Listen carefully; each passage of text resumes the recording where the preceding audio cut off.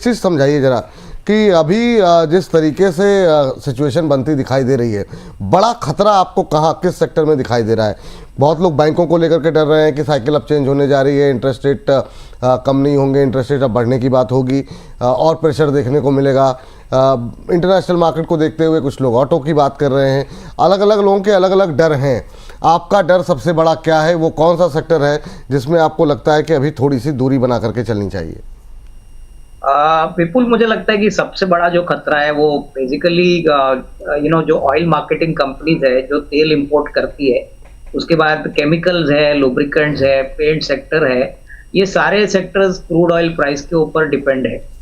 Aviation sector में भी खतरा बढ़ सकता है क्योंकि काफी एयरलाइंस ने अभी फ्लाइटें भी काटी है क्योंकि रनिंग एयरलाइन अभी उनके लिए अनरेम्यूनरेटिव हो रहा है। तो कहीं ना कहीं ये सारे सेक्टर्स पे तकलीफ बढ़ेगी, लेकिन उसके बावजूद मैं कहूंगा कि रुपया वीक हो चुका है, तो जो होटल कंपनीज है, उसके बाद जो ऑटो कंपोनेंट एक्सपोर्ट वाली जो कंपनीज है, इनके लिए मौका जरूर अच्छा मिलेगा।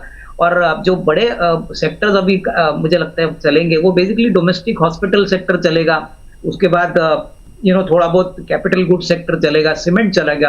तो कहीं ना कहीं देखिए आपको स्पेसेस मिलेंगे जहां पे आप पैसा डिप्लॉय कर सकते हैं। लेकिन यही अच्छे मौके होते हैं विपुल, जब आपको ऊपरी लेवल से क्वालिटी स्टॉक्स भी अच्छे लेवल पे मिलते हैं, क्योंकि इस बारे में सभी लोग जानते हैं कि पैनिक में ही अच्छी क्वालिटी स्टॉक्स आपको मिलती है और तभी से अल्फा बनता है। तो जो स्टॉक्स अवॉइड करने हैं वो सेक्टर्स तो मैंने आपको बता दिए, लेकिन कहीं ना कहीं मार्केट उम्मीद कर रहा है कि ये जो सीज फायर का प्रॉब्लम है वो कहीं ना कहीं सुलझ जाए, क्योंकि अगर नहीं सुलझता है तो पूरे वर्ल्ड के लिए इंक्लूडिंग इंडिया के लिए दिक्कतें बढ़ेंगी। तो ये मेरे ख्याल से ध्यान रखें। ये ध्यान रखें। इस बीच जो है लगातार अपडेट मार्केट की भी आपको ब्रेकिंग के माध्यम से मिल रही है। अभी थोड़ी देर से पहले हमारे साथ 3800 लोग मौजूद थे, अभी 3500 से ज़्यादा लोग मौजूद हैं। तो चलिए अविनाश सर, एक छोटा सा सवाल आपसे और रहेगा कि अभी की सिचुएशन में जो स्थिति देखने को मिल रही है, जिस तरीके से रुपया टूट रहा है, आईटी को लेकर के कुछ भरोसा जताया जा सकता है या नहीं? क्योंकि कॉन्फिडेंस नहीं आ रहा है। रिकवरी तो आई है पर कॉन्फिडेंस अभी भी आईटी को लेकर के नहीं आता है। आपका व्यू क्या है? क्या अभी आईटी में पोजीशन होनी भी चाहिए, नहीं होनी चाहिए? होनी चाहिए तो क्या दिग्गजों पे दांव लगाएं या नहीं लगाएं? और एक स्टॉक का पे आपकी राय जानना चाहेंगे। पिछली बार जाते समय अंशुल जी ने कहा कि अविनाश जी से पूछना चाहिए था बायोकॉन के बारे में, तो उस पर भी आपकी अपडेट चाहेंगे। नहीं, बिल्कुल। मुझे लगता है कि देखिए अभी फिलहाल तो आईटी में हमको लगता है कोई फ्रेश निवेश करना नहीं चाहिए, क्योंकि अभी भी कुछ भी क्लैरिटी नहीं है। अभी तो देखिए जब तक ये यूएस का मामला, ईरान का मामला सुलझता नहीं है, तब तक न्यू ऑर्डर विंस की बात तो बहुत धीरे होगी। और मुझे लगता है कि देखिए आईटी में सबसे बड़ा चैलेंज तो एआई का है। अभी तक हमने ये अंदाजा नहीं लगाया कि एआई से कितना फर्क पड़ने वाला है। हालांकि देखिए इन कंपनी से बाद बहुत कैश है, एग्जिस्टिंग ऑर्डर बुक है, लेकिन ग्रोथ का सिग्नल अभी भी मिला नहीं।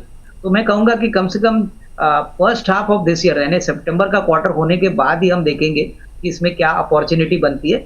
और रही बात बायोकॉन की, तो मुझे लगता है कि देखिए जब से किरण मजूमदार ने नया सक्सेसर अनाउंस कर दिया है, तभी मार्केट को एक सिग्नल मिला है कि काफी बड़े ग्रोथ प्लान आने वाले हैं और बायोसिमिलर के ऊपर उनकी और ही सारी तैयारी हो चुकी है। तो मुझे लगता है कि देखिए शेयर जल्दी भागा भी था। ऐसे बाजार में अगर आपको यहाँ पे पोजीशन करनी है तो एसआईपी अप्रोच से थोड़ा स्टैगर्ड वे में खरीदिए। मुझे लगता है कि 27 जो साल होगा FY27, ये इनके लिए पिछले साल के हिसाब से काफी सिग्निफिकेंटली अच्छा होगा।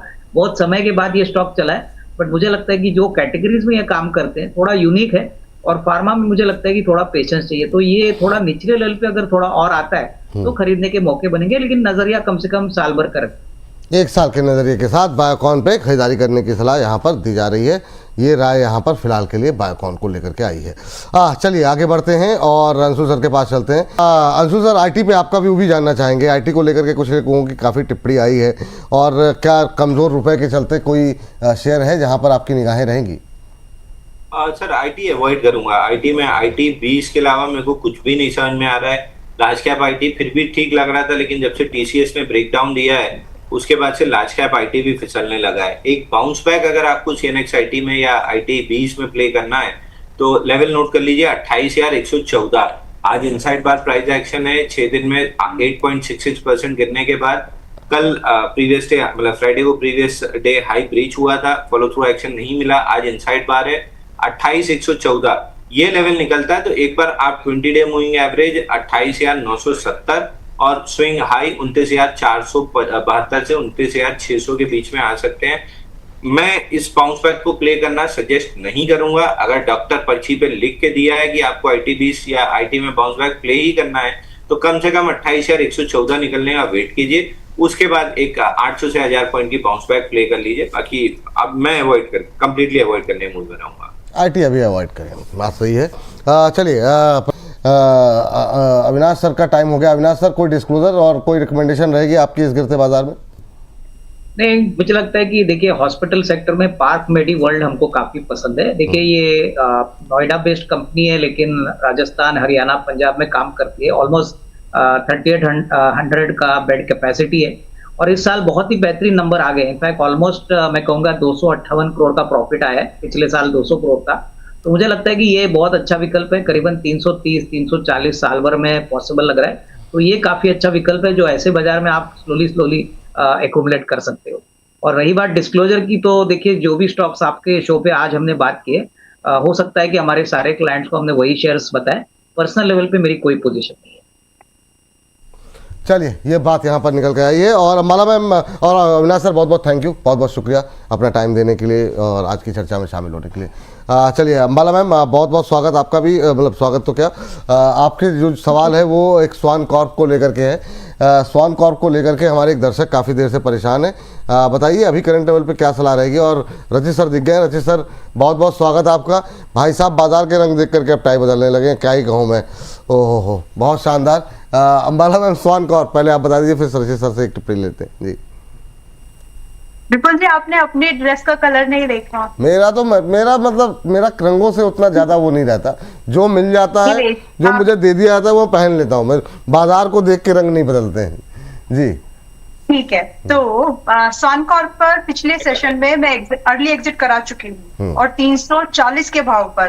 तो जिन लोगों ने वो नहीं देखा है शो, मैं सजेस्ट करूंगी देख लीजिएगा। और इसमें से अर्ली एग्जिट में 340 के भाव पर दे चुकी है ऑलरेडी। सो अपडेट अभी इसमें फ्रेश बाय का बिल्कुल नहीं है, छोड़ दीजिए। और जो लोग होल्ड कर मैम, जो लोग होल्ड कर रहे हैं वो क्या करें? एग्जिट। ठीक, ये बात निकल कर आई है। और इन सबके बीच में रचित सर, बहुत बहुत स्वागत आपका।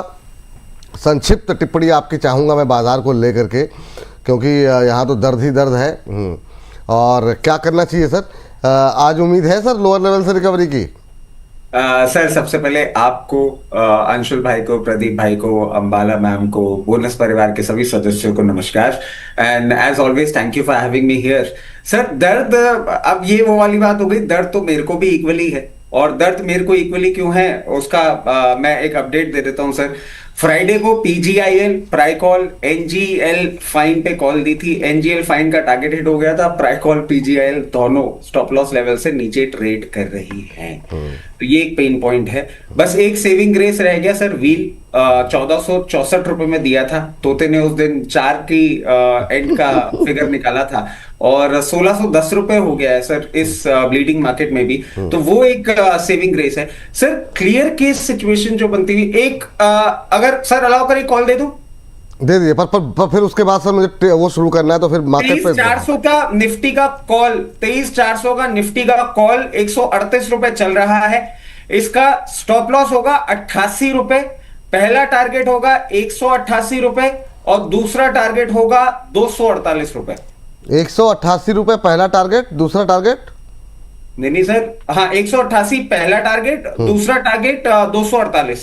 248, अच्छा। आज फिर सर वो 8 निकाला है अपने तोते ने, वाह। आज 8 निकाला है। आज 8 निकाला है। स्टॉप लॉस 88, टारगेट 188 और दूसरा टारगेट 248। लॉट्स ऑफ 8, वाह, बहुत शानदार सर।